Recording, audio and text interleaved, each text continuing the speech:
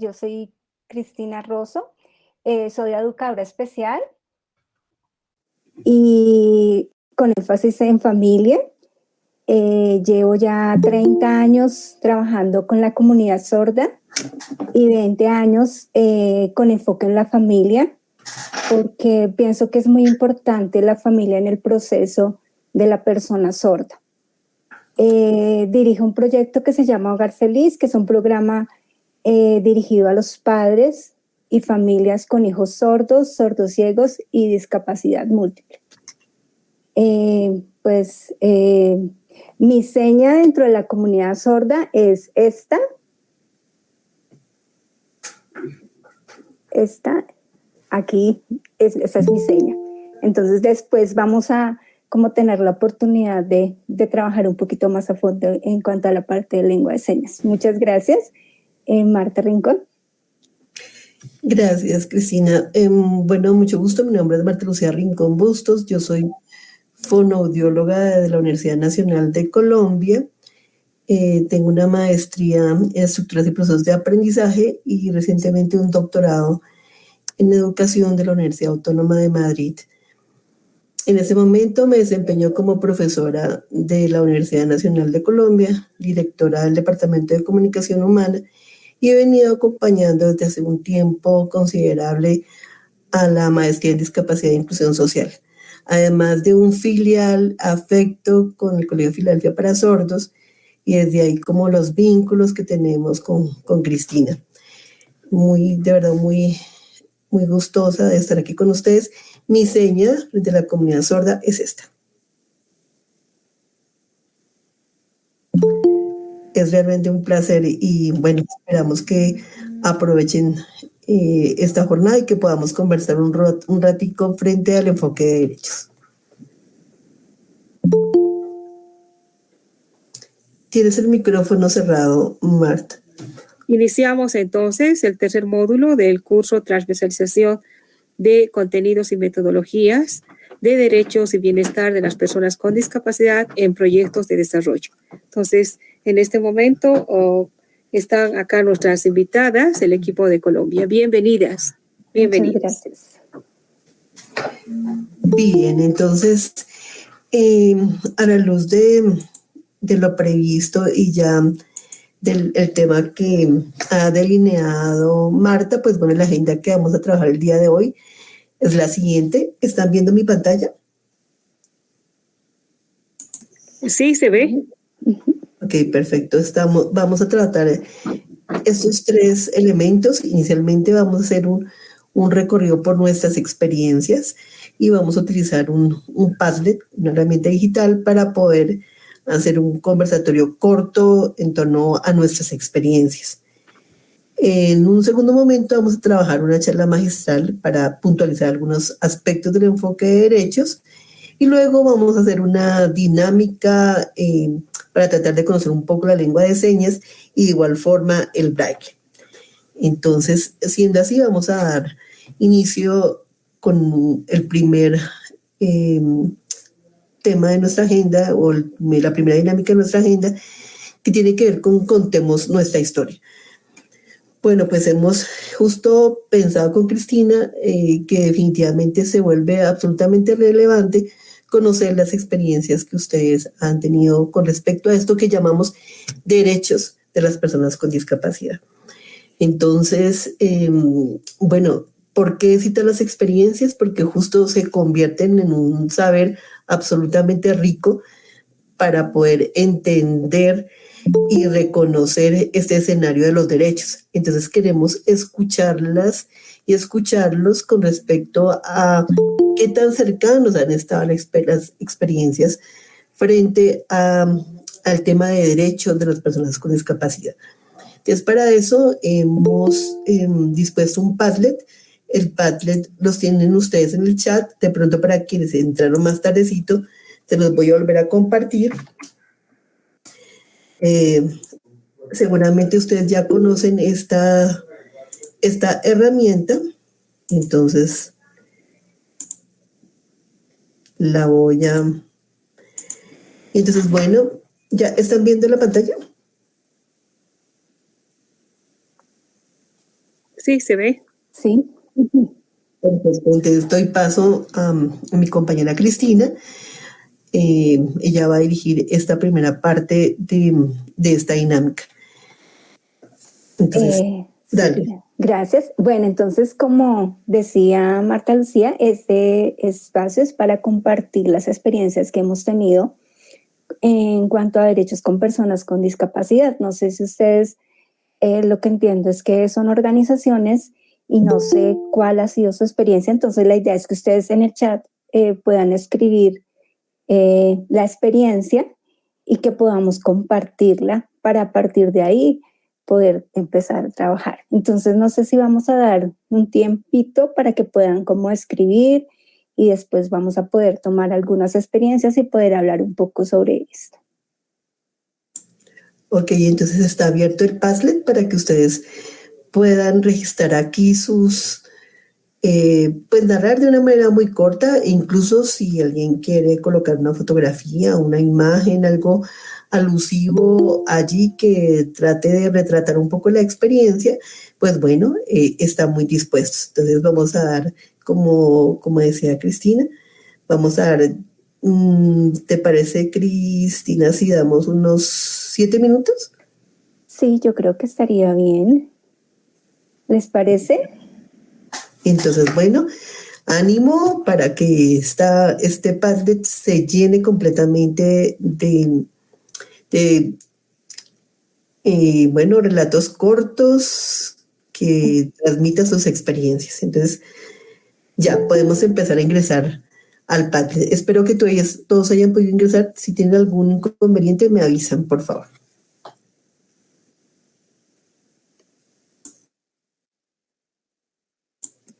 ¿Puedes repetir la consigna, por favor, para quienes están ingresando? Claro que sí, estamos hablemos de tu experiencia. Entonces, la idea es consignar acá, entrar y diligenciar. Si ya veo gente entrando, qué bien. Van a registrar de manera con relatos muy breves o con fotografías, si lo desean, con imágenes acerca de su experiencia en torno a este tema de derechos con las personas con discapacidad.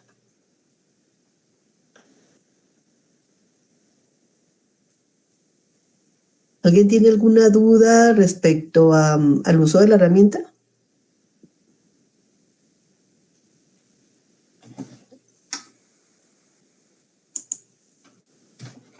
Creo que están pensando.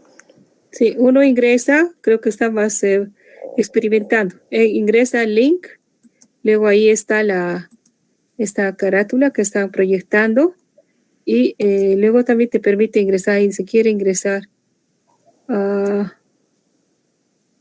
Háblanos de tu experiencia, ¿no? Y aquí hay un link. Abrir publicación, una nueva pestaña, copiar el enlace. ¿Qué nos aconsejan para poder escribir? ¿Usar los iconos del costado? Ajá, de acuerdo. Bueno, si no estamos familiarizados con la herramienta, no hay problema. Podemos escucharlos y vamos registrando como se sientan mejor.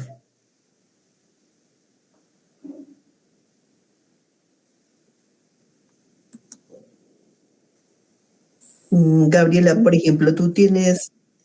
Ah, bueno, Noelia ha levantado la mano. Dinos, Noelia. Muy buenas noches. No pude poner en plataforma, pero quería comentarle que yo soy activista de los derechos de la población LGBT y en una oportunidad hemos trabajado con personas con discapacidad auditiva y fue muy interesante porque si bien pensamos que solamente existen personas sordas, digamos, ¿no? Y cuando nos dimos cuenta, también forman parte de la población LGBT. Y fue realmente muy enriquecedor para nosotros trabajar con poblaciones que son vulnerables también en sus derechos, como también son vulnerables en la forma de la capacidad que ellos tienen, ¿no? La forma del cuerpo, ¿no? Entonces, hemos aprendido mucho y bueno, eso era como parte de mi experiencia, ¿no? Trabajar desde la población LGBT como parte también de la población con las personas sordas. Muchas gracias. Bueno, aquí vemos otro comentario, Cris, si tienes tú sí, no sé si vamos a tener más personas. Espérame un segundo. Que aquí. si alguien más quiere participar, no escribiendo, sino Relatando, por supuesto, nosotros aquí consignamos.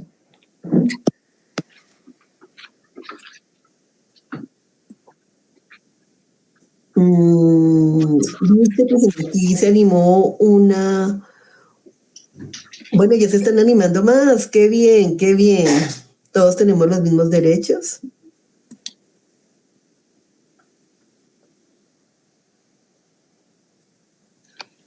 sí, hay un comentario sobre que la mamá está perdiendo la audición.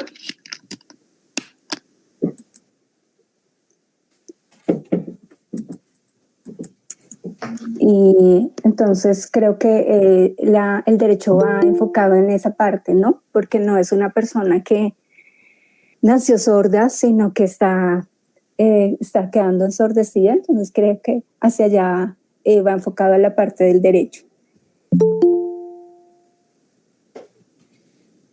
De acuerdo, sí, aquí podemos subrayar esto que ella menciona. Bueno, no sabemos quién fue quien registró, pero dice claramente que admiro su capacidad de trabajar y estudiar pese a su discapacidad.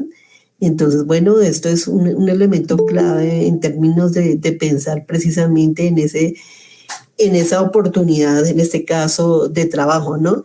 Y por supuesto de estudio, que nos evoca un poco a esa condición de oportunidad para su desarrollo y para la construcción de un proyecto de vida digno.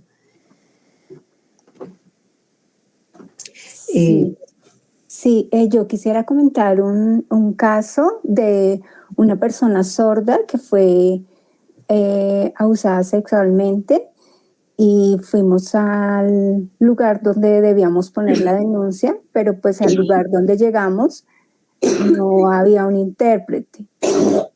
Pues lo que nos dijeron es que pues como no llegan sordos todos los días, pues no hay un intérprete en ese lugar. Entonces, que era difícil recibir la denuncia. Entonces, no sé si piensan que ahí se estaba vulnerando algún derecho o...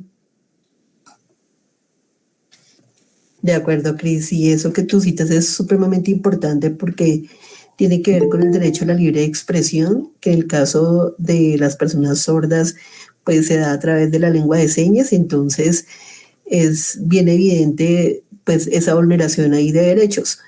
Aquí ves otra, Cris, que hay otro, Sí. Alguien más se animó.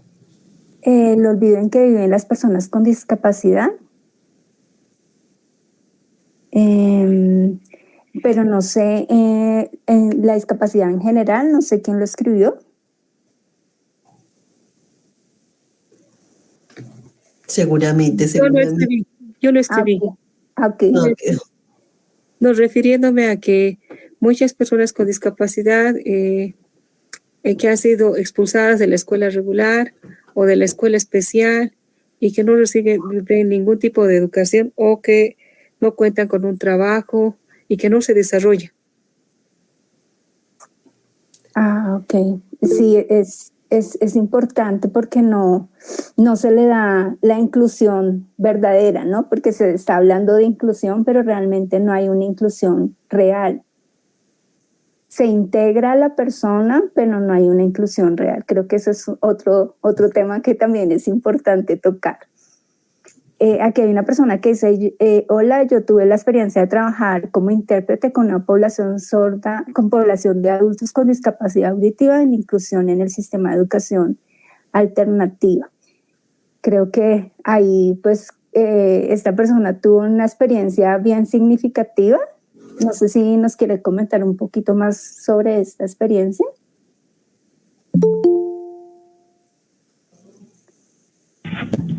¿Cómo están? Muy buenas noches.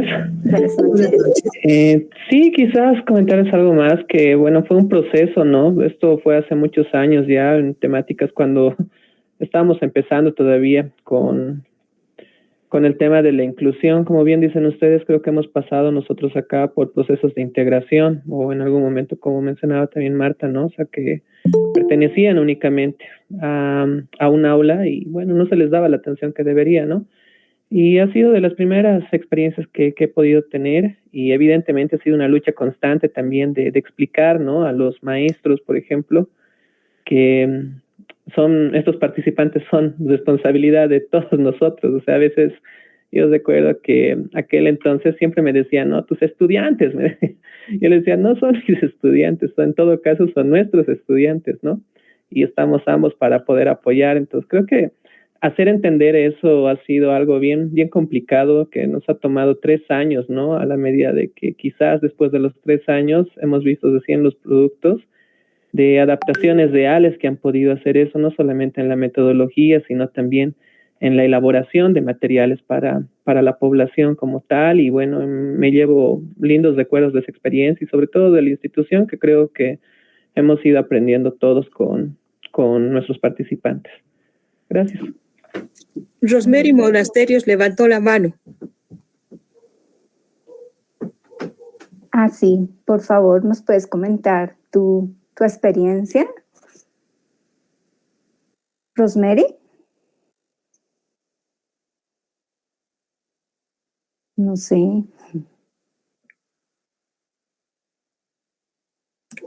Rosemary, ahí está. Rosemary.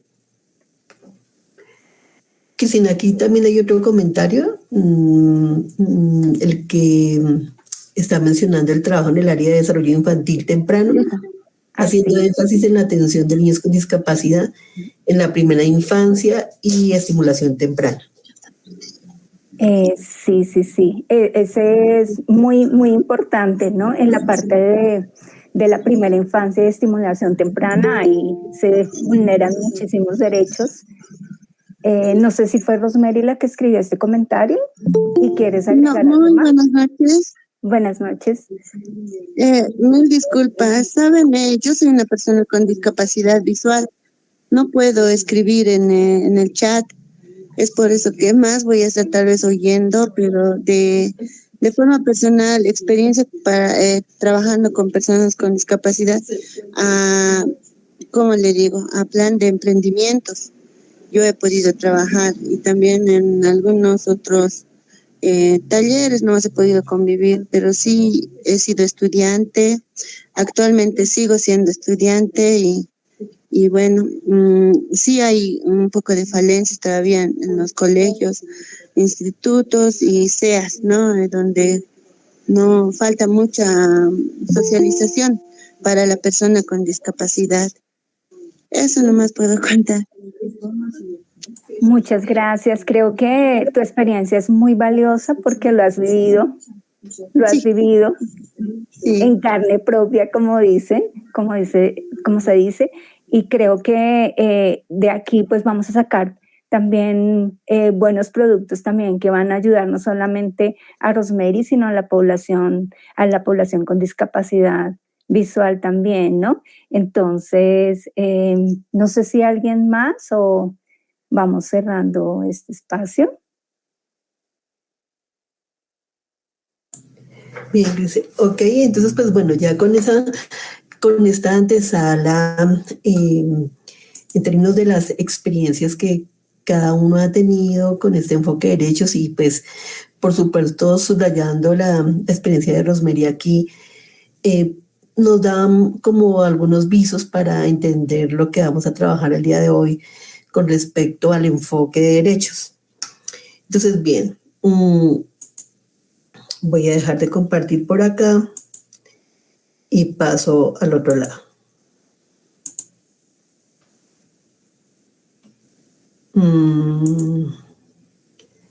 Un momento.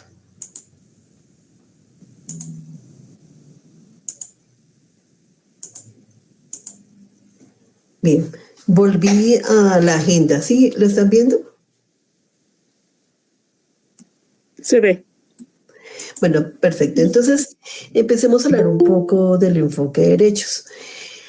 Bueno, este enfoque viene ligado al modelo social de discapacidad. Me imagino que ustedes ya han pasado por allí, por el modelo social. ¿Me confirman si es así, que ya pasaron por el modelo social y que reconocen? Estoy preguntando de qué trata el modelo social, si han pasado por ese modelo, lo pudieron revisar, lo pudieron entender. Gabriela, ¿tú qué dices? ¿Lo conoces? ¿Conoces el modelo social o ya vieron el modelo social, el modelo de presidencia, el modelo de rehabilitación? ¿Me confirman? Buenas noches. Hola Gabriela, ¿cómo estás?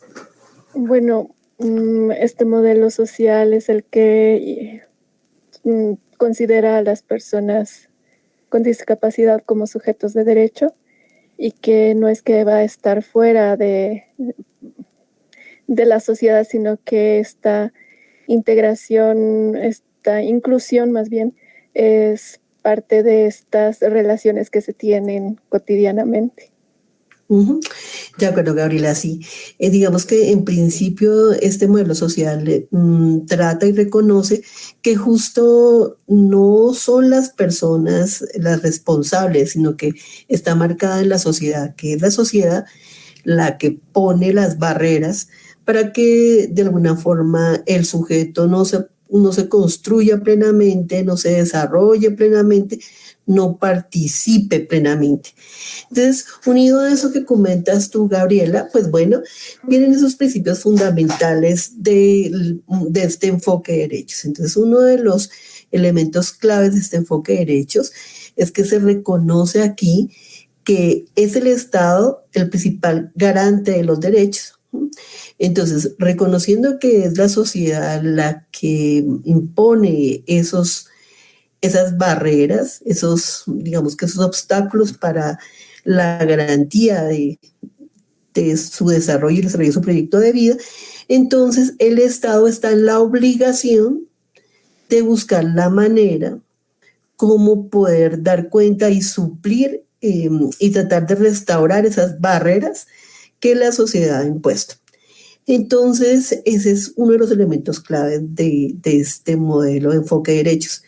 El otro clave, ya lo decía Gabriela, pero trato de subrayarlo aún más, es que precisamente se concibe dentro de este enfoque de derechos al individuo como sujeto de derechos. El individuo deja de reconocerse como desde ese modelo de presidencia en donde era un acto caritativo o donde en el caso del componente del modelo de rehabilitación estábamos tratando de superar una deficiencia y pasa a reconocerse que esa persona tiene un lugar en la sociedad y que a su mismo comparte en igualdad los derechos y que por lo mismo deben estar a su servicio, ¿no? Y que así como precisamente tiene la oportunidad de gozar de la garantía de sus derechos, también debe tener algunas responsabilidades y obligaciones para, digamos que, tener una corresponsabilidad. Entonces, están esos dos elementos. Uno, el Estado, facilitando como una gran sombría, facilitando todo el escenario en cada uno de las diferentes estancias, salud, educación, etcétera, etcétera. Y por otro lado, el sujeto autorreconociéndose como sujeto de derechos. Y en esa misma idea entre el Estado.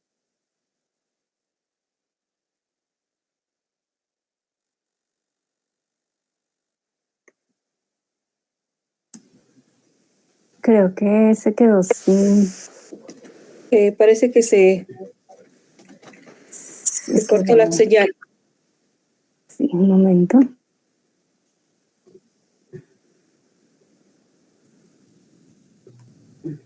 Un momento mientras vamos activando la señal con Marta Lucía.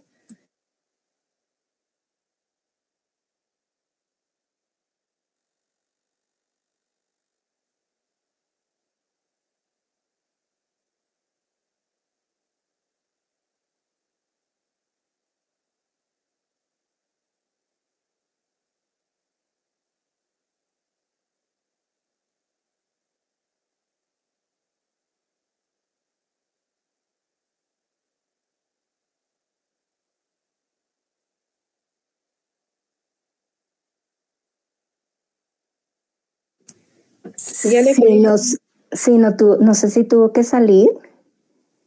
Sí, le indiqué que vuelva a reingresar. Ah, ok. Estamos acá, como dice, ¿a cuántas millas? Estamos lejos.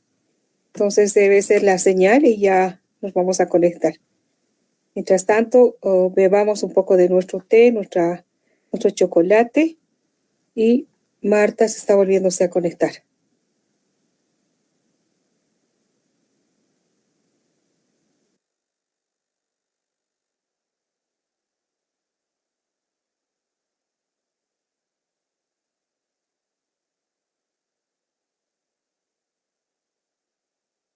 Sí, cuando está entrando Marta, mientras que está entrando Marta, quisiera saber, ¿dentro del curso hay alguna persona sorda o por lo que tenemos un intérprete o es simplemente porque queremos guardar los videos con intérprete?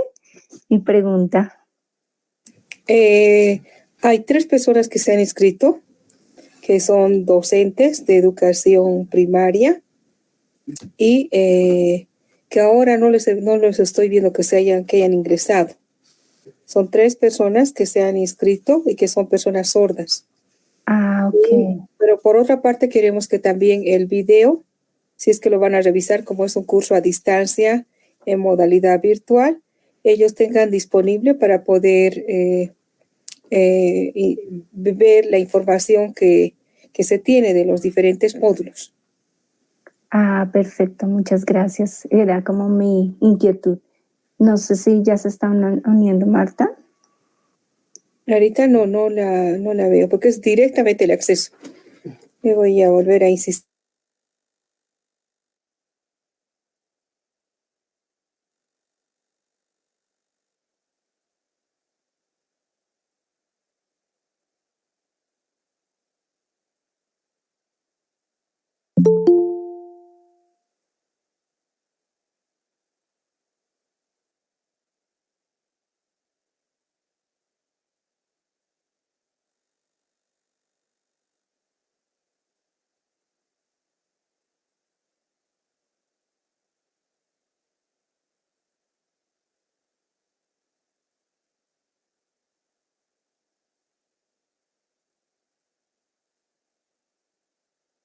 Sí, creo que tiene problemas con el internet, Marta. Entonces, un momento. Ya creo que se está uniendo.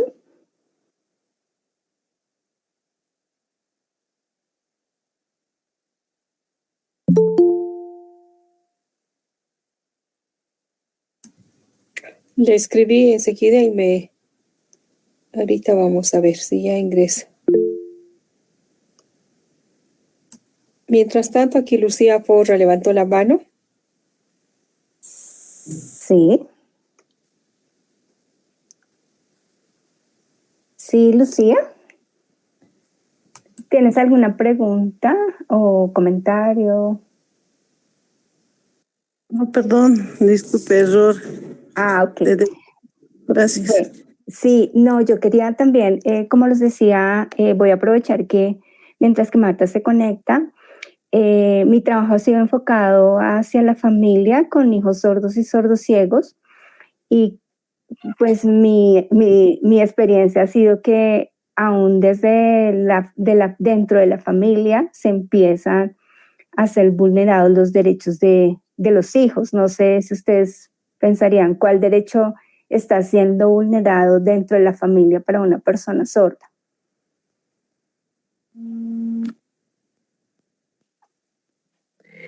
Hola, Cris. Hola. Ya estoy acá Ah, ok. nuevamente. Listo. No sé si puedes, es que lamentablemente estaba lloviendo aquí muy duro y entonces se me cayó el internet. ¿Tú puedes compartir la pantalla? Ya, espérenme un segundito. A ver si lo logro. Bueno, Ok, si mientras quieres, tanto, sí. mientras Cris, no sé, yo compartí, les voy contando, entonces, bueno, que precisamente esos 2 elementos que están citados como principios fundamentales, pues desde ahí nace esa intención de hablar de un enfoque de derechos. de esa relación entre el Estado como el principal garante de los derechos y el individuo como sujeto que debe reconocerse como sujeto de derechos. Entonces, dentro de esa relación, entonces, aparece un nuevo concepto absolutamente importante que tiene que ver con la dignidad. Entonces, al lado de este reconocimiento como sujeto de derechos, aparece también ese concepto de dignidad. Entonces, cuando hablamos de dignidad, entramos a entender que entonces el sujeto, esa persona con discapacidad, debe ser reconocida en igualdad de condiciones, empezando por ahí. Ese es un elemento absolutamente clave que tiene que ver con la dignidad, que ayuda a constituir la dignidad. En segundo lugar, esa igualdad de condiciones definitivamente se debe dar independientemente del tipo de capacidades. Entonces, se deben valorar otro tipo de capacidades y estos dos elementos, esas dos condiciones, tanto la igualdad de condiciones como el reconocimiento del tipo de capacidades, debe traducirse o debe interpretarse en diferentes acciones que tengan que ver con el desarrollo de la autonomía, la posibilidad de elegir libremente y, por supuesto, la necesidad de tener una autodeterminación. Entonces, fíjese cómo unimos a esta intención de reconocimiento del derecho este concepto de dignidad desde estos tres planos importantes: la igualdad de condiciones, reconocimiento del tipo de capacidades y, por supuesto, la autonomía, la libertad para elegir y la autodeterminación como formas de traducir o de reconocer si realmente se está llevando a cabo, se está trabajando en pro de la dignidad. Bien, estamos esperando que Cristina nos comparta, sin embargo yo he venido ya a alentar. En ese mismo sentido. Perdóname, es que tengo problemas, pero lo envié a Marta. Si tú me puedes ayudar, por favor, Marta. Es que te lo envié porque no, es que creo que el internet de nosotros está teniendo mucho problema hoy. Qué pena. Bien, entonces, el marco de referencia sobre el cual hablamos cuando reconocemos este enfoque de derechos, justo tiene que ver con acogernos a los parámetros internacionales que Naciones Unidas viene desarrollando desde hace un número de años supremamente importante, pero que se consolidaron el 13 de diciembre del 2006 con la Convención sobre los Derechos de las Personas con Discapacidad. Entonces, a la luz de la convención, pues casi que se instaló un marco, una gran sombrilla sobre el cual poder tener un parámetro y reconocer entonces cómo tratar de identificar aquí los derechos de las personas con discapacidad como una política afirmativa. ¿A qué me refiero con política afirmativa? Me refiero al hecho de que definitivamente las personas con discapacidad no deberíamos hablar de una convención sobre los derechos para las personas con discapacidad. Sin embargo, dado su incumplimiento, entonces se trata de organizar esta convención con el ánimo precisamente de tratar de subrayar, identificar que definitivamente no se están cumpliendo y por eso organizarlos de una manera un poquito más rigurosa, de tal forma que exista la posibilidad de hacer vigilancia de su cumplimiento. Entonces, finalmente, la Convención sobre los Derechos de las Personas con Discapacidad tuvo como objeto promover, proteger y garantizar el disfrute pleno y por igual del conjunto de los derechos humanos por las personas con discapacidad. Entonces, insisto en que de alguna forma se trata de esas políticas afirmativas en el sentido en que se debió llegar a la consideración de derechos para las personas con discapacidad, porque si no se hacía ese tipo de énfasis, desafortunadamente no se lograba reconocer que se estaban vulnerando y que por esa misma razón era necesario hacer vigilancia de su cumplimiento. Bien, ahora, teniendo ese marco de referencia, entonces se habla de unos derechos y esos derechos están organizados como derechos de primera generación, como derechos de segunda generación y de tercera generación. Esos derechos de primera y segunda generación pues están muy aliados a los derechos, digamos que más comunes que todos conocemos, como la salud, la educación, el trabajo, etc. Y con el tiempo empezaron a aparecer otra clase de derechos, por decirlo así, que estaban mucho más ligados a la era de las TICs, a la era del acceso a la tecnología, y con eso también poder registrar formas de comunicación, formas de emancipación, y esos tipos de derechos aparecen como derechos de tercera generación. Bueno, yo sigo hablando acá, sé que no se está compartiendo la pantalla, pero igual ahí vamos poco a poco hablando al respecto. Entonces, sí, creo que tenemos problemas para compartirla. Sí, pero...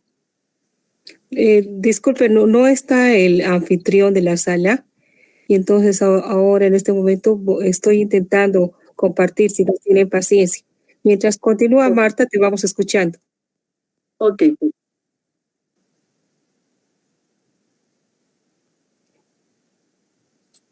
Sí. Jaime, te he pasado la presentación. Por favor, ¿nos lo puedes compartir? Al WhatsApp. Enfoque de derechos, titula.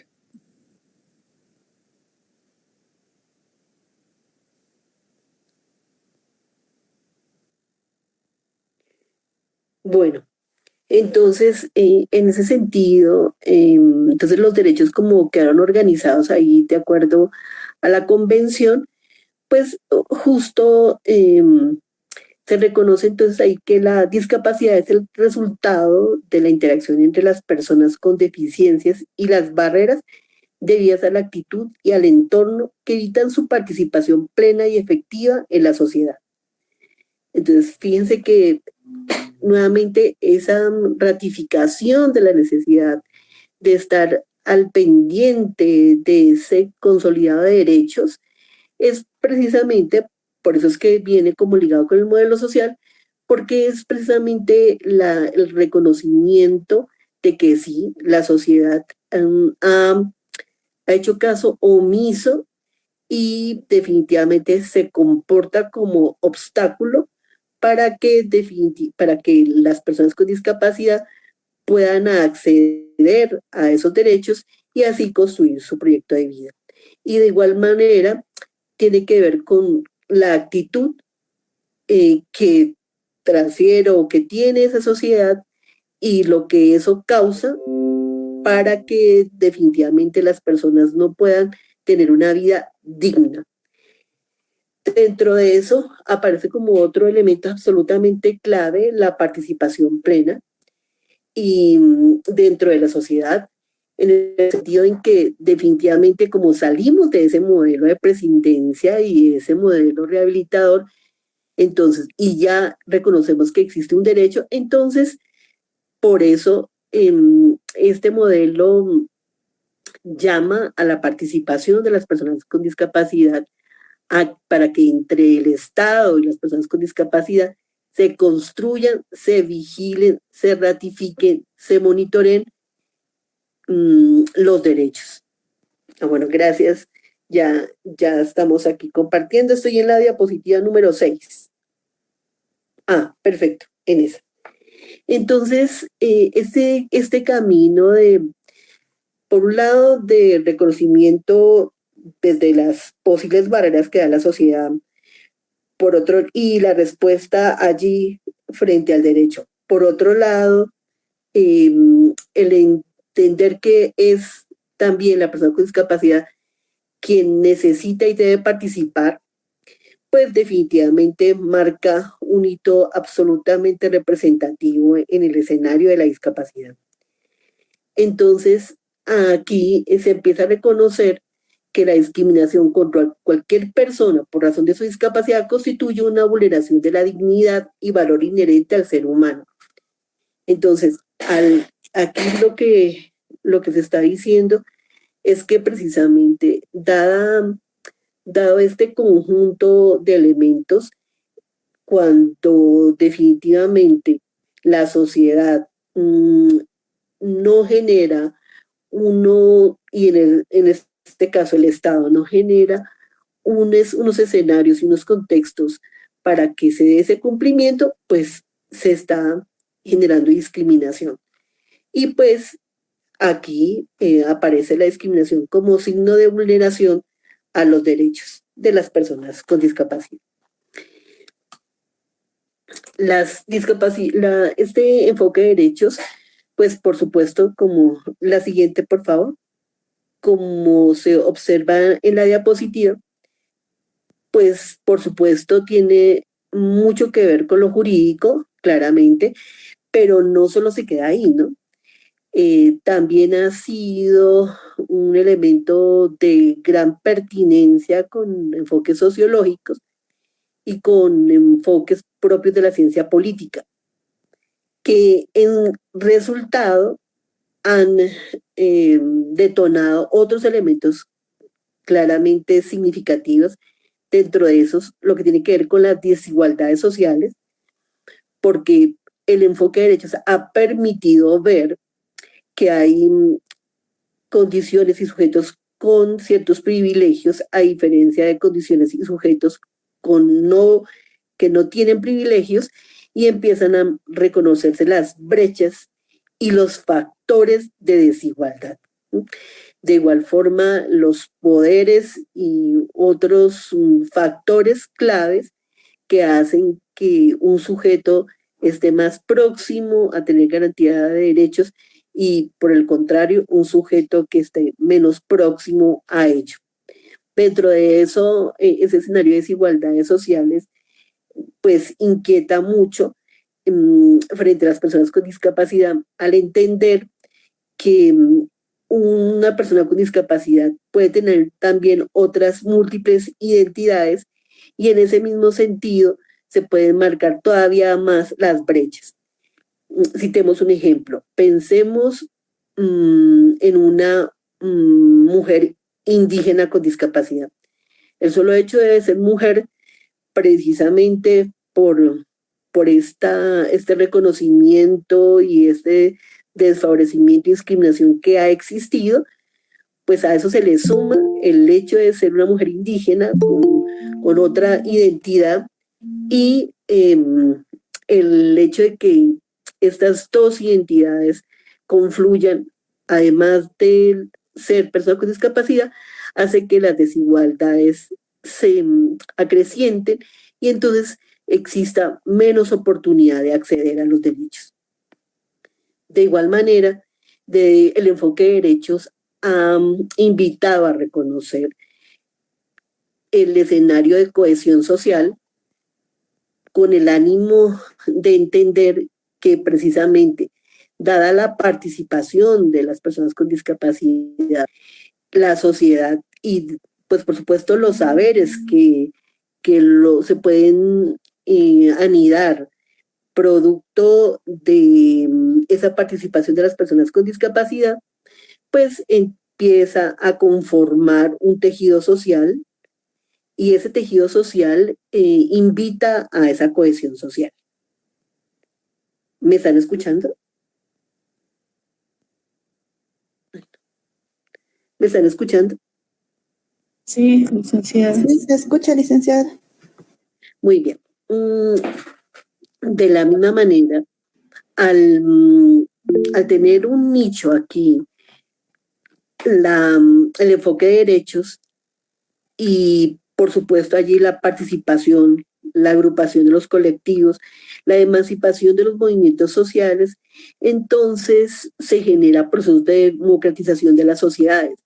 Este es absolutamente clave. Hablar de procesos de democratización de las sociedades es pensar en el deber ser, es decir, que es una sociedad construida por todos, teniendo en cuenta que la jerarquía que se puede dar claramente dentro de una sociedad no está marcada por poderes económicos ni poderes dados por la normalidad, sino que está marcada por jerarquía de saberes que tienen que ver con el respeto por las diferencias.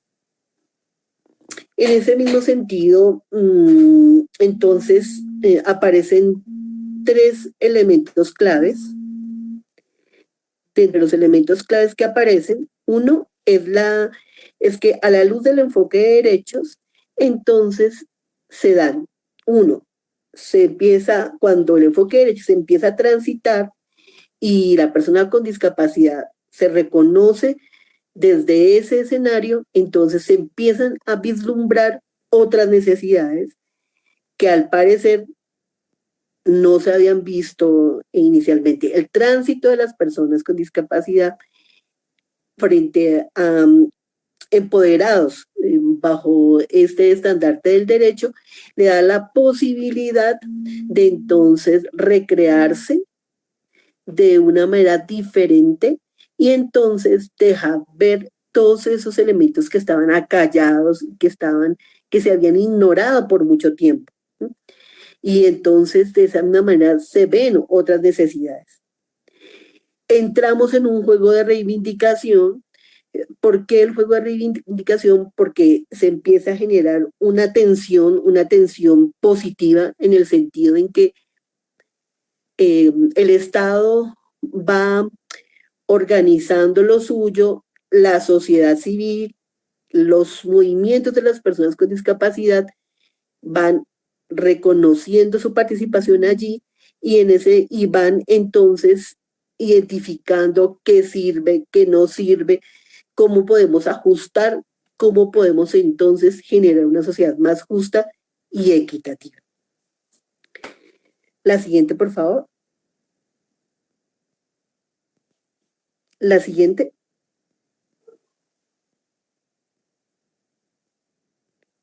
La siguiente. Bueno, tal vez se les congeló. La siguiente, por favor. ¿Me están escuchando? No. La anterior. La 8. La anterior. La 8. La 8.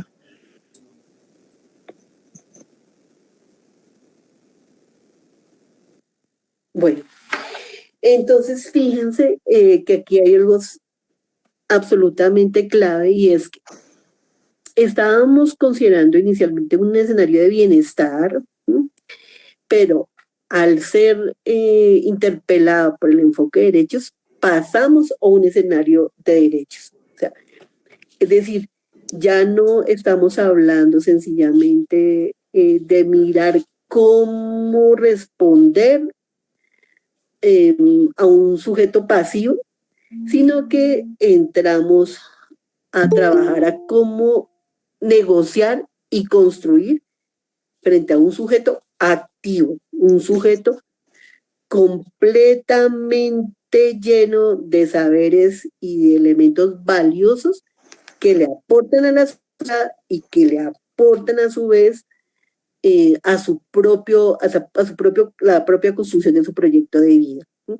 Es decir, desde esta mirada, por ejemplo, desaparecen esos enfoques paternalistas en donde definitivamente lo que se hace es tratar de suplir solo algo, sino que se piensa que para poder construir algo nuevo se reconoce el valor de lo que diría, en ese caso, el sujeto con discapacidad, y en ese mismo sentido se ajusta y se genera una transformación. Entonces, aquí el hecho de hablar de derechos humanos se convierte en un parámetro, un elemento que va a permitir las acciones de política institucional y control social. Entonces, ya teniendo en cuenta ese gran referente entre los derechos humanos y del enfoque de derechos, entonces se puede hacer una veeduría, una revisión y a su vez, por supuesto, con la correspondiente, digamos que compromiso de cómo ajustarlo, tanto para políticas nacionales como para políticas más locales. Eso ayuda a asegurar una carta de navegación para que todos estemos hablando de alguna forma el mismo lenguaje y para que entonces se den menos oportunidades de tener vulnerados esos derechos. Entonces, existe esos referentes y yo creo que de pronto ustedes desde sus regiones lo han podido conocer de cerca.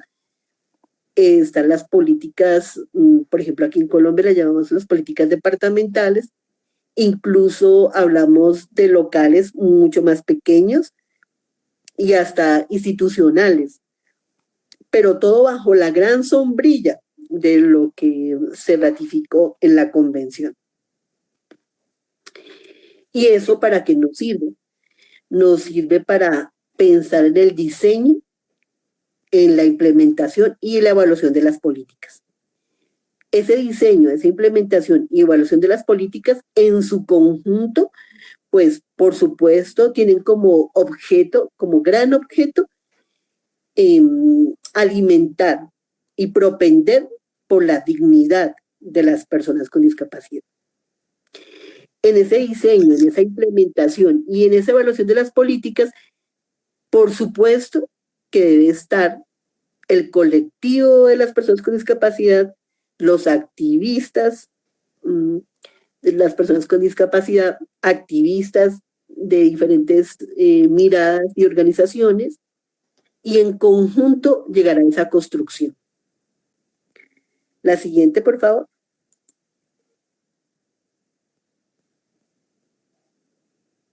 La siguiente. Ok. Entonces, a la luz del enfoque de derechos, fíjense todo lo que se puede hacer. Uno, la intervención en la realidad social. Es decir, en esa cotidianidad de las personas con discapacidad.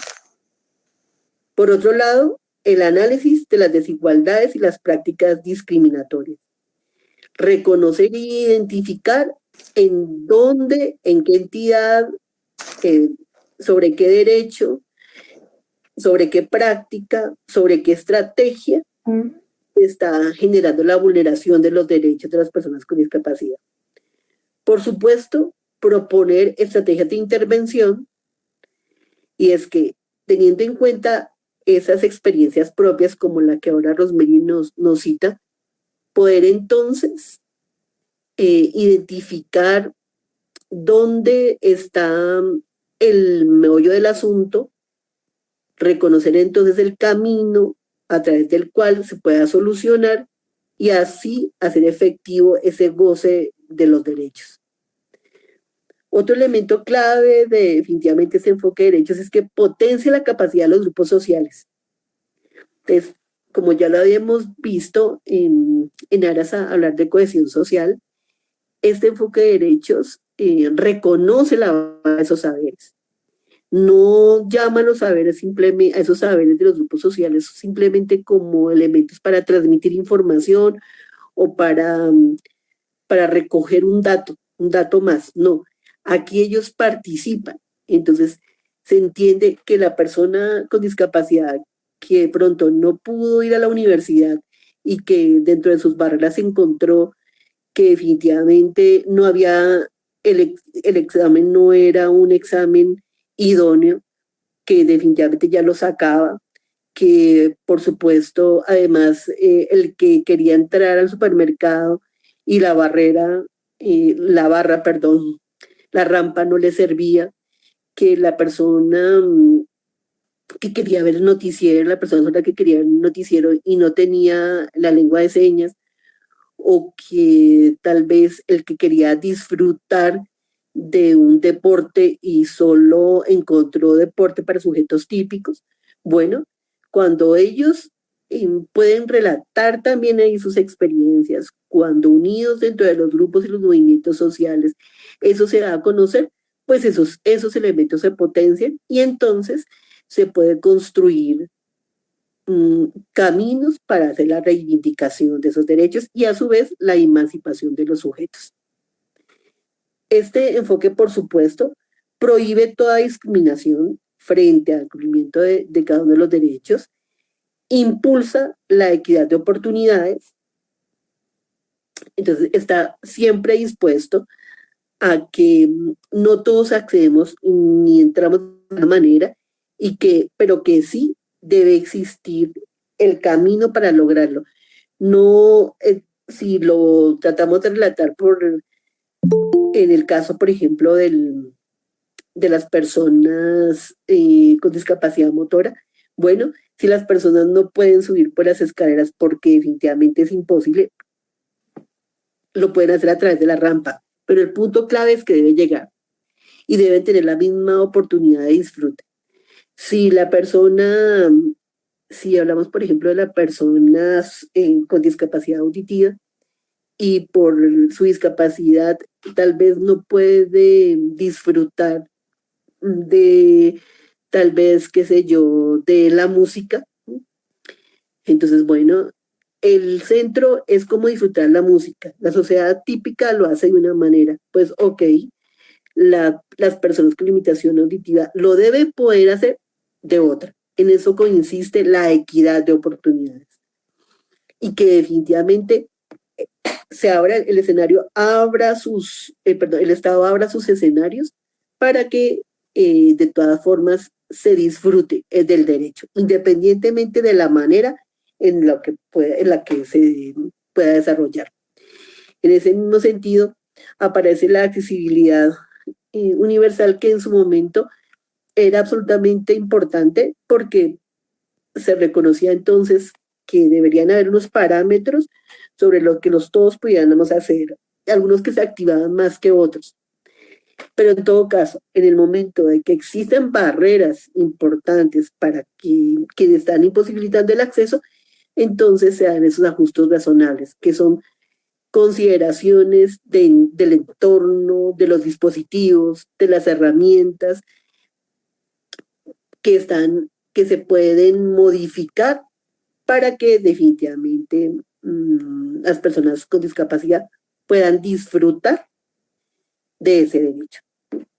Entonces, bueno, con esto cerramos. Creo que si quieres, subes por favor un poquito, Marta, a la diapositiva número 4.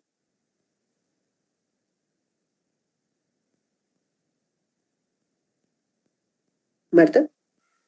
Esa, ¿verdad? Esa es la 4. Sí. Bueno, porque como sé que en ese momento no estaba solo contándolo, entonces quiero rápidamente hacer un repaso. Entonces, recuerden los principios fundamentales del Estado garante de derechos, del reconocimiento de las personas con discapacidad como sujeto de derechos, unido a este concepto de dignidad. Dignidad desde esos 3 ejes: igualdad de condiciones, valor de cualquier tipo de capacidades, y buscando, esto es súper importante, buscando que la autonomía, la importancia de que pueda elegir libremente y de ejercer la autodeterminación.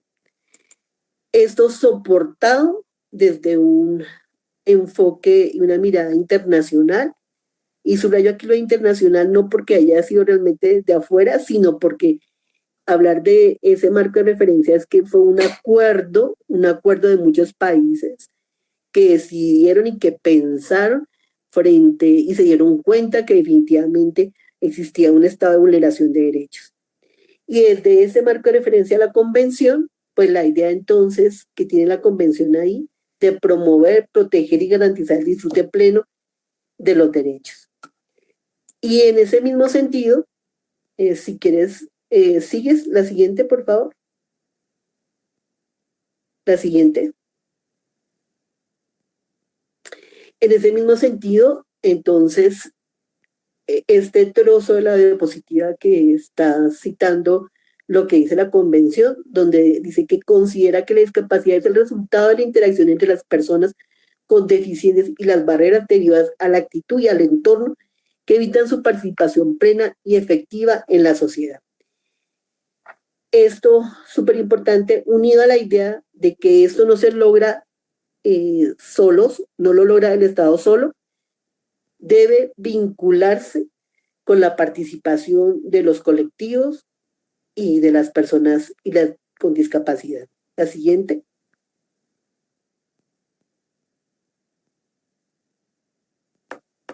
La siguiente. Unido a entender que esto increíblemente nos lleva a pensar en desigualdades sociales, pero también en cohesión social, y que ese conjunto de elementos también nos permitiría tener una sociedad más justa y equitativa si lo construimos entre todos, pensando en que hay 3 elementos claves que van a tensionar esto y de lo que se debe alimentar, que es la reivindicación, las necesidades que empiezan a aparecer y, por supuesto, la participación de los movimientos sociales. Entonces, vamos más allá del bienestar y vamos mucho más inclinados a entender que hablar de este escenario de derechos es reconocer que las personas con discapacidad son sujetos políticos, son sujetos con capacidad de interpelar, ávidos de modificar y de proponer nuevas estructuras en donde ellos y ellas puedan reconocerse como sujetos dignos. Bien, entonces con esto cerramos este componente un poco teórico. No sé si tienen alguna pregunta.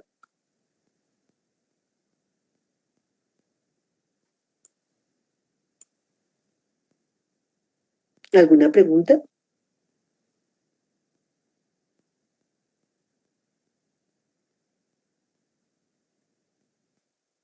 Si hay alguna consulta respecto a la temática, les solicitamos aprovechar la presencia de Marta Lucía y Cristina Rousseau y poder proceder a las preguntas o escribir en el chat. Bueno, mientras lo piensan, entonces, Marta, vamos a pasarle al siguiente punto de la agenda que tiene que ver con conozcamos un poco la lengua de señas y del braille. Entonces doy paso a Cristina. Sí, bueno, mientras que podemos estar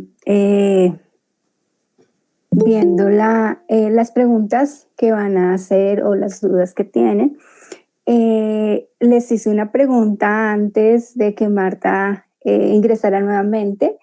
Si ustedes piensan que dentro de las familias con hijos con discapacidad auditiva se vulnera algún derecho.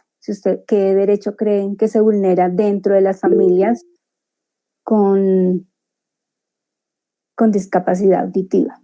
Sí, Eliana. Eliana, ¿estás levantando la mano? ¿Quieres? Sí, okay. Perdón, la estaba habilitando. ¿Cómo estás? Muchísimas gracias, muy buenas noches.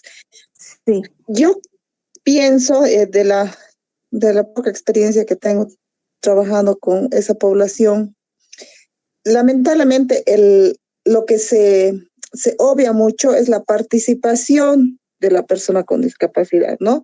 Para tomar ciertas decisiones, ¿ya? Para tomar decisiones de disposición, por ejemplo, ¿no? Muchas son acreedoras de bienes, pueden ser acreedoras de ciertos beneficios, como ustedes han hablado de las políticas que que acá en mi país, en Bolivia, se llaman políticas públicas. Por ejemplo, tenemos un bonito, un bono, que es un monto económico, aparte de otras políticas públicas como la canasta. Entonces se obvia la opinión para poder disponer libremente, por ejemplo, esa economía, ¿ya? Que claro que sí, no se va a dudar, ¿no? En la administración que pueda realizar el tutor o tutora, ¿no? Sea padre o sea madre o otra persona, pero se obvia la participación y la disposición de ciertos bienes, de cierta economía, ¿no? Sabemos que la posición es diferente, ¿no? Y un poco complicada, claro que sí, pero se obvia su participación para tomar ese tipo de decisiones y lamentablemente pasa dentro de la familia porque pensando en lo mejor, obviamente, el tutor, tutora va a pensar en administrarlo de mejor manera, ¿no? Okay, el ser humano erra. Para ti sería la participación, o sea, el derecho a participar. A votar de qué hago y qué no hago. Ok, a decidir también, ¿no? Entonces, exacto. Bueno, ok, entonces, no sé si alguien más tiene algún comentario o si no, pues uno de los derechos que se vulnera dentro de las familias con hijos con discapacidad auditiva es el derecho a la comunicación, ¿sí?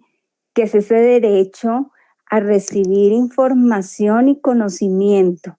Entonces, ustedes saben que las personas sordas, su idioma, su primer idioma es la lengua de señas y pues llega un segundo idioma que es el español escrito, pero un porcentaje muy, muy pequeño de los padres, las familias con hijos sordos, aprenden lengua de señas. No sé si ustedes lo sabían, pero es un porcentaje muy, muy mínimo porque pues las familias y los padres tienen que vivir un proceso de duelo en cierta forma. Entonces, ¿qué pasa? Que la comunicación en las familias con hijos sordos es muy, muy limitada. Entonces, el derecho a la comunicación está siendo vulnerado dentro de las familias, o sea, dentro de su propio hogar empieza la vulneración de sus derechos. ¿Ustedes saben si la lengua de señas es universal? ¿Alguien sabe? ¿No? ¿Ninguno? Bueno, yo quiero preguntarle al intérprete cómo se dice mamá, mamá en boliviano. ¿Ustedes ven la seña de mamá? Mamá, y en Colombia es acá. ¿Sí? Entonces ustedes pueden ver que la lengua de señas no es universal. Cada país tiene su lengua de señas. Entonces, el intérprete en este momento está haciendo lengua de señas boliviana. Hay algunas señas que yo puedo entender. La lengua de señas está muy, muy ligada a la lengua de señas americana y el mamá y el papá de la lengua de señas boliviana es igual a la lengua de señas americana. Entonces, como primera característica de la lengua de señas, no es universal. Cada país tiene su lengua de señas. Entonces, eso es bien importante. No sé si lo sabían.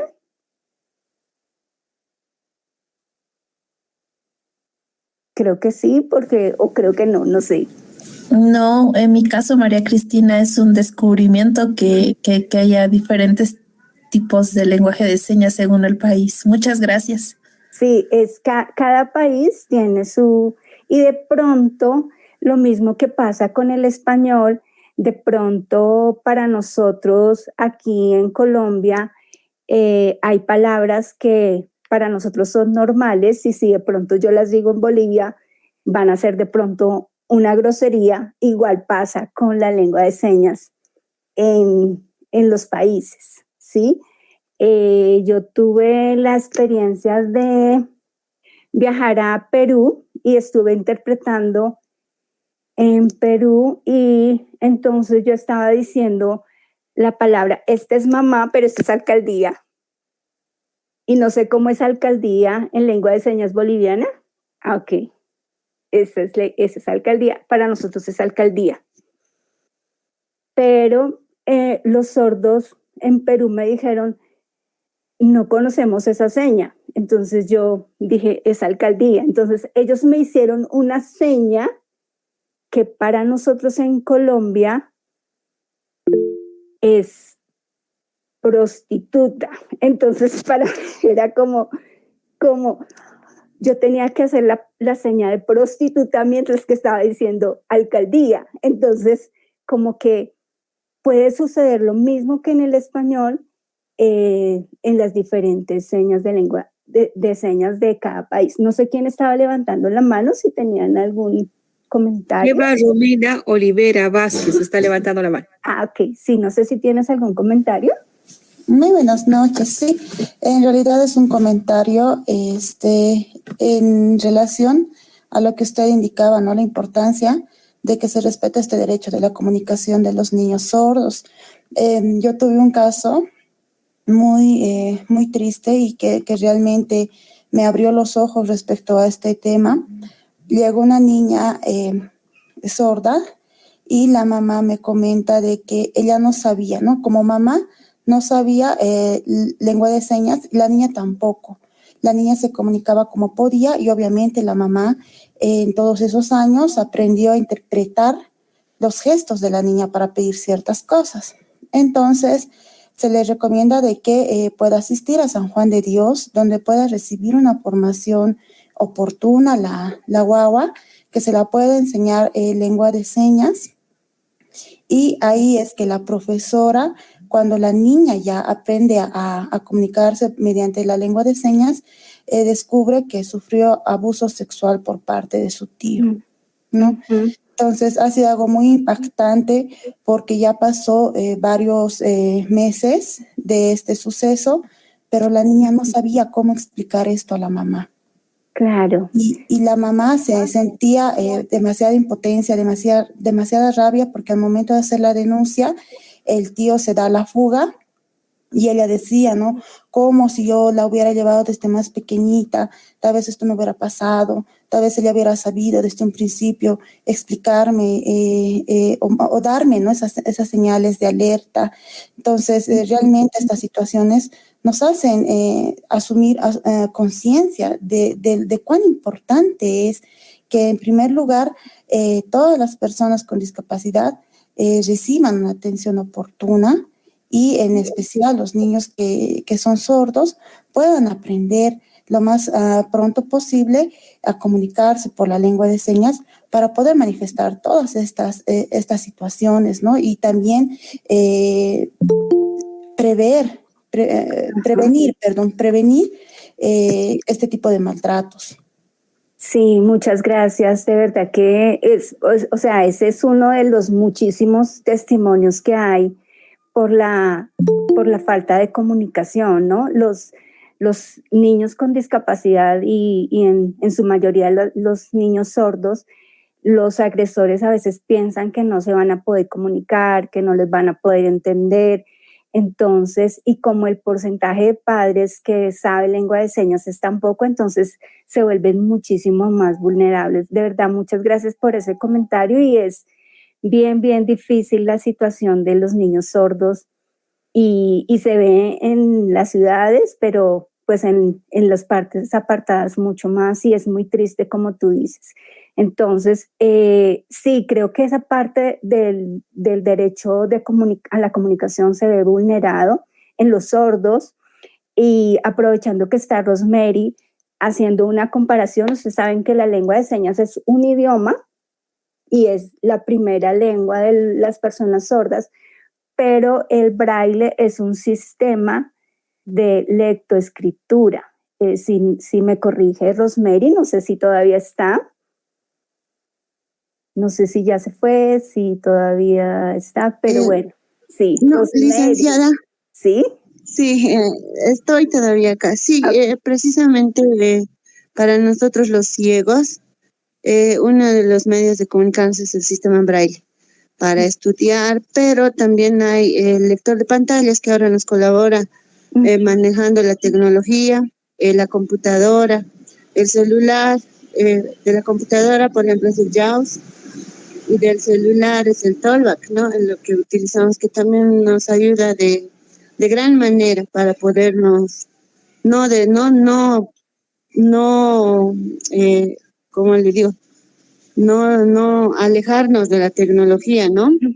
Entonces, son esos dos sistemas de poder para nosotros continuar estudiando, para poder comunicarnos, como también no estamos participando en estos cursos virtuales, es de mucha ayuda para nosotros.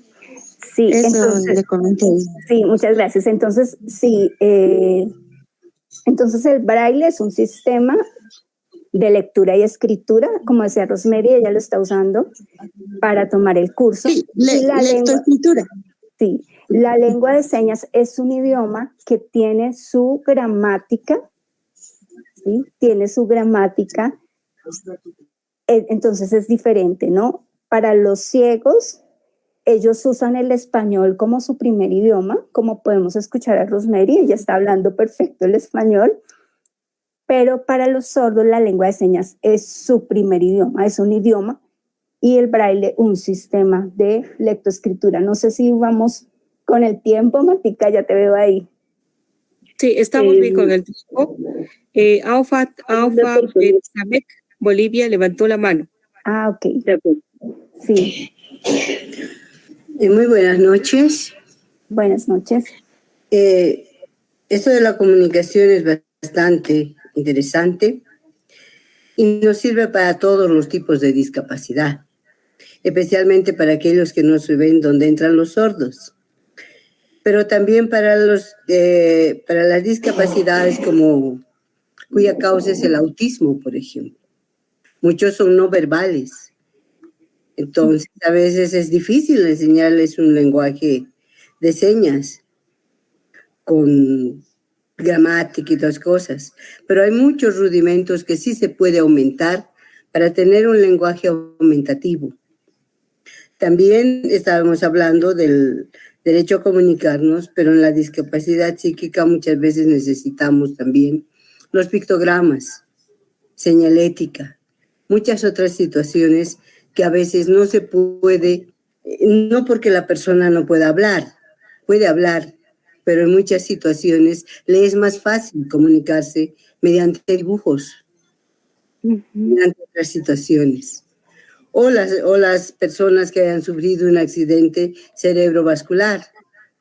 Entonces sería muy importante que cuando hagan su rehabilitación también se enseñe un lenguaje aumentativo, aparte de aquel con el que hayan nacido. Gracias. Gracias. Creo que... Magali eres, ¿no? Ok. Sí, Magali. Gracias, Magali. Tenemos previsto el próximo tema que va a ser el 23 de marzo, precisamente hablar de la accesibilidad, y va a estar ahí la experta Luciana Fuentes. Y hoy queremos aprovechar a Cristina, que trabaja con sordos ciegos, que trabaja bastante tiempo con personas con discapacidad auditiva y visual, aprovechar que como contenido de los proyectos de desarrollo deberían estar también la lengua de señas, el braille, los pictogramas y los enfoques de derechos. Entonces, gracias por la complementación. Vamos, estamos a 20 y 29 y quisiéramos que se pueda desarrollarlo si es que no hay otra pregunta más o complementación, ¿no? Milton estaba levantando la mano. Sí, buenas noches. Una consulta. ¿Cuáles serían las metodologías para integrar o hacer la inserción social en actividades pedagógicas a tanto personas sordas, personas con discapacidad visual?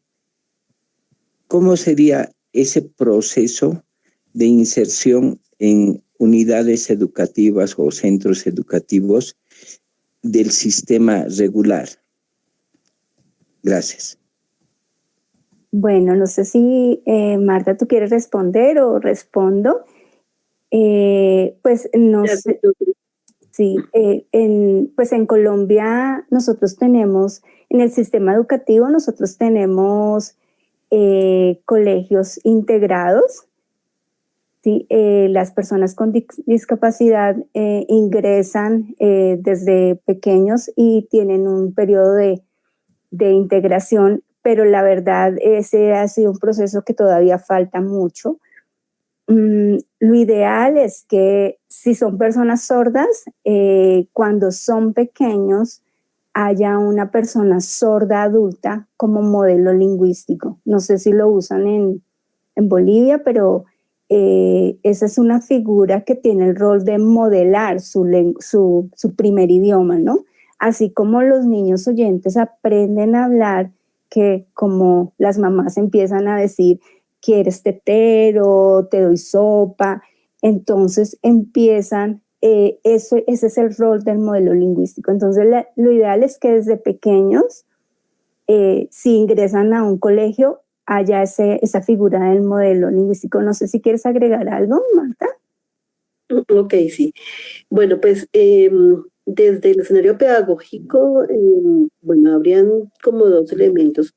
Uno pues que definitivamente no responderían a las personas sordas, pero sí a las personas con discapacidad, porque pues desde el escenario de inclusión, las personas sordas se consideran usuarios de lengua de señas, se consideran como minorías lingüísticas, entonces ahí el enfoque es de bilingüismo, pero en el otro escenario un elemento clave, hay dos elementos sobre los cuales se pueden trazar actividades pedagógicas, y uno tiene que ver con el uso de los PIA y el enfoque de diseño universal. Esos dos, el PIAR y el diseño universal, pueden ser unas rutas significativas para, entrando a hacer ajustes razonables y demás, poder diseñar estrategias pedagógicas. Sin embargo, hay otra interesante alternativa que tiene que ver con la pedagogía de las diferencias. La pedagogía de las diferencias precisamente cita el reconocimiento de cómo el profesor y el pedagogo se acercan a su estudiante y entre los dos, en ese encuentro dialógico, pueden construir caminos para diseñar y, digamos que de alguna forma, generar estrategias didácticas para la enseñanza de algunas asignaturas. Pues, concretamente, DUA o PIAR, ajustes razonables, y la otra que es una mucho más emancipada, que es una propuesta de Freire frente a la pedagogía de las diferencias. Jimena Merubi está levantando la mano.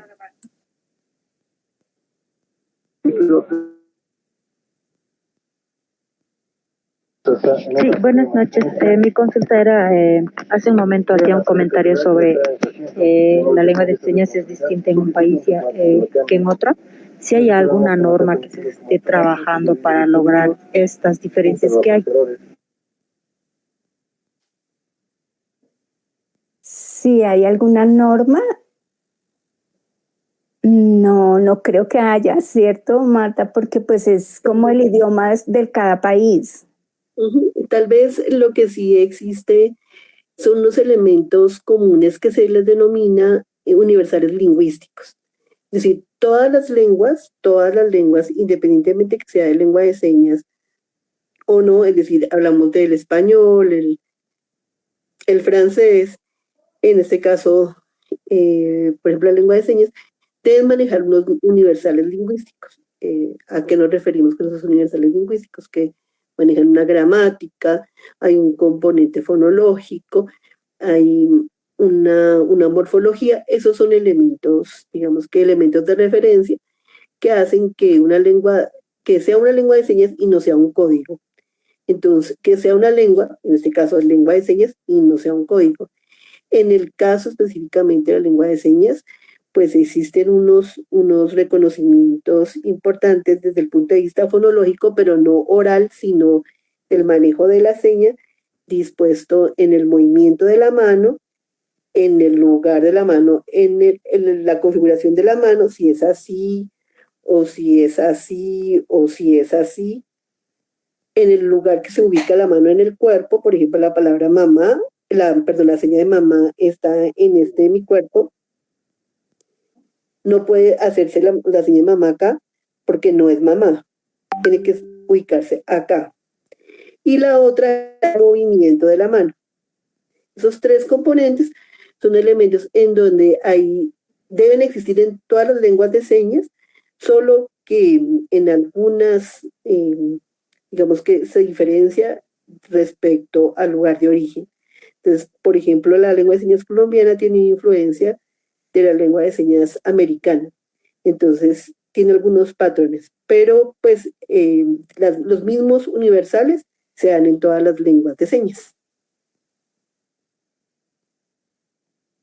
Hay una cosa acá, hay un decreto de ley, que es la 0348, donde se indica directamente que se norma el uso de la lengua de señas, ¿no? Para que no se fortalezca tanto, digamos, la lengua de señas natural y se normalice el uso de la LCB a nivel Bolivia.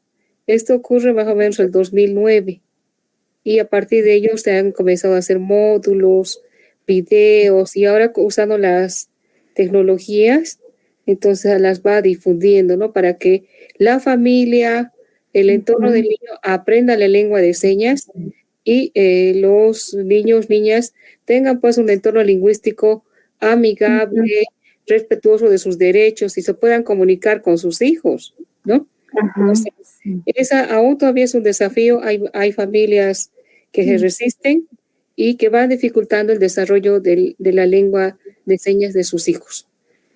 Ingrid Quiroz ha levantado la mano. Ingrid, hace rato que tu micrófono está apagado.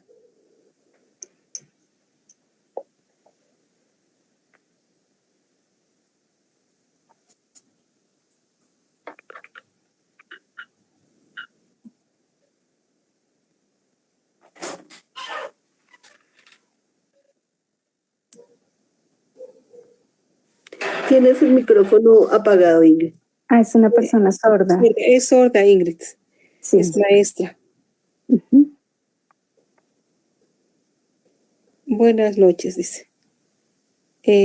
Mi nombre es Ingrid. Mi seña es esta. Soy sorda.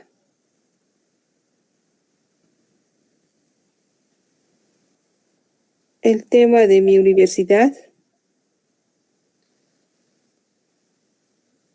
Diego, ¿nos puedes ayudar, por favor? Un ratito, dice. Un ratito, por favor. Dice.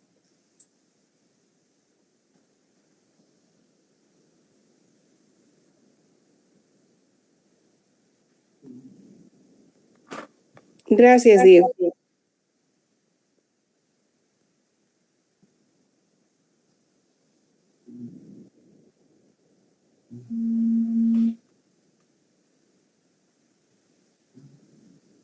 Adelante.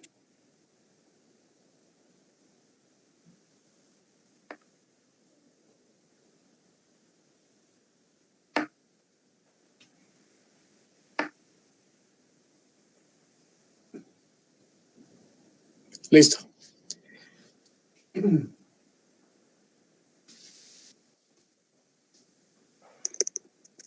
Otra vez voy a mencionar. Buenas noches. Ahí se cortó. Yo soy aquí, de Bolivia.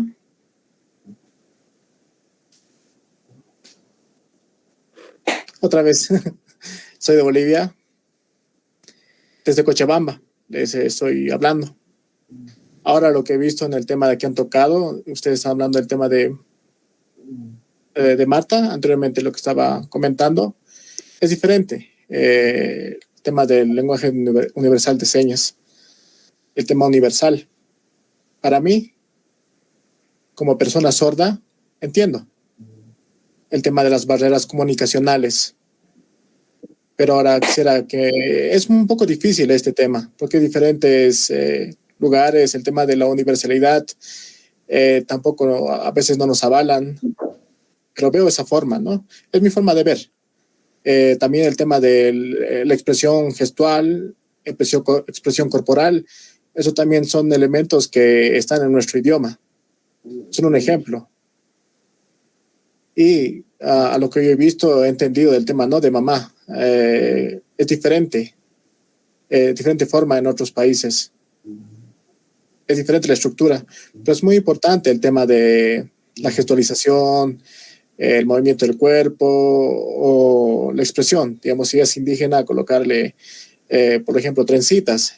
Y el tema de la morfología, de la forma de cómo cada uno expresa sus pensamientos y el tema comunicacional. Todo eso en temas de universalidad se usa, porque es una función visual. Pero mientras cuando es, digamos, algo robótico, no es entendible. El tema de la gestualización, el tema de la forma como mueve la cara, es muy importante para la comunicación. Tanto así que, verdaderamente yo también les cuento una experiencia mía, que antes yo vivía en el campo. No vivía en el centro, vivía por la parte de Oruro. Y había muchas barreras comunicacionales, vivía por el cerro. Y como yo cuidaba vacas y ovejas, era una costumbre mía. Y luego cuando llegaba a la escuela, todo mi entorno cambió. Cuando fui a la ciudad, también todo cambió. Cada costumbre y usos que tenía eran diferentes. Y fue como un choque cultural. También el tipo de vestimenta que se llevaba era muy diferente. El tema de comunicación también era diferente.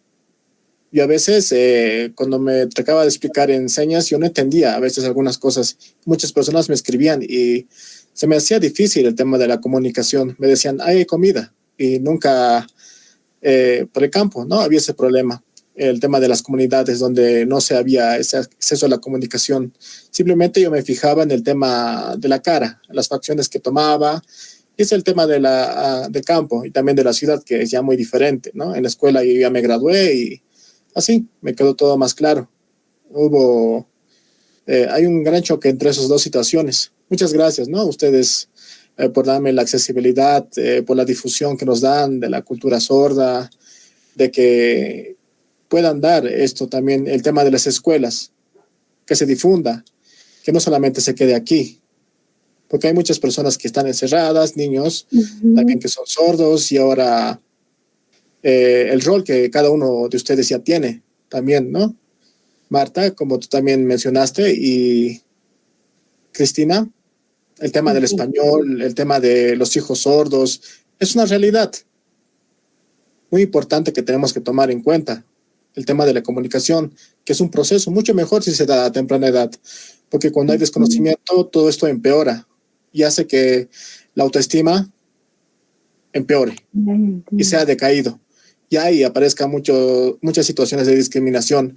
Es mejor el tema de la comunicación para los niños, eso les alegra mucho, para que en un futuro tengan más oportunidades de desarrollo de su lengua. Y la comunicación que tienen es una confianza para ellos que lo agarran.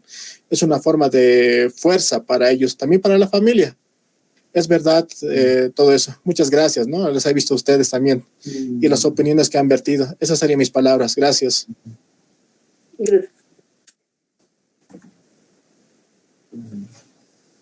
Muchas gracias, Ingrid, por tus palabras y tu experiencia, de verdad, es muy valiosa. Sí, creo que es muy importante recalcar que no solo es la lengua, pero también es la cultura, ¿no? Sí, los sordos tienen su idioma y tienen su cultura. Y nosotros los oyentes debemos aprender esa parte cultural, ¿sí? Es muy interesante lo que nos aportaste hoy.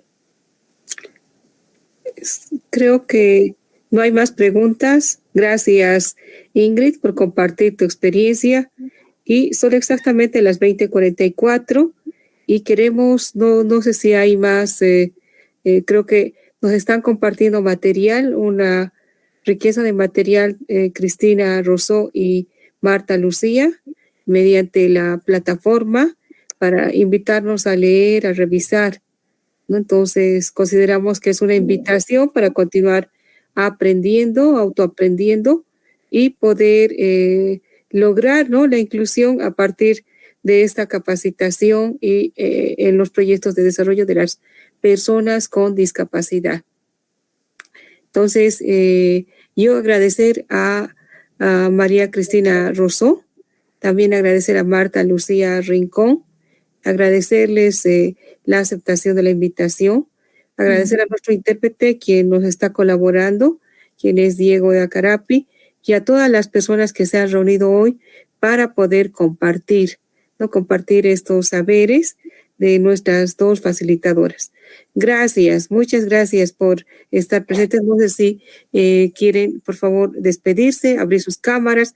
Creo que es bien importante forjar las relaciones y poder seguir charlando, conversando en torno a la inclusión, ¿no? Entonces, muchas gracias por acudir. Muchas gracias por la invitación y poder compartir en este espacio, me parece muy importante. De acuerdo, sí, muchas gracias. De todas formas, nosotros quisimos con Cristina dejarles un ejercicio bien interesante que vamos a compartir a través de Marta, donde van a tener la oportunidad de ver una serie de películas y demás muy relacionadas con este tema de enfoque de derechos y desde ahí también ir construyendo sus opiniones. Gracias por este espacio. Muchas gracias, licenciada. Muchas gracias por compartir sus experiencias y aprendizaje. Muchas gracias. Maribel. Muchas gracias a todos ustedes. Gracias Cristina, gracias Martita, muchas gracias. Entonces, nos vamos despidiendo, ¿no? Nos vamos despidiendo. Bueno. Muchas gracias. Bueno, muchísimas gracias también. Rosemary se despide y agradecerles por todos estos talleres, ¿no?, que se nos está facilitando. Muchas gracias, que estén bien todos. Bendiciones para cada uno de ustedes. Buenas noches, Jimena. Buenas noches, María Cristina. Buenas noches, Rosemary. Buenas noches, Ingrid. Buenas noches. Buenas noches, Ingrid. Buenas noches a todas las participantes. Buenas noches. A la plataforma Aula Virtual del Defensor del Pueblo, a Educo, quien está financiando este curso en asocio con la Fundación Machaca Mauta. Buenas noches. Hasta el día jueves, que hablaremos sobre accesibilidad. Buenas noches.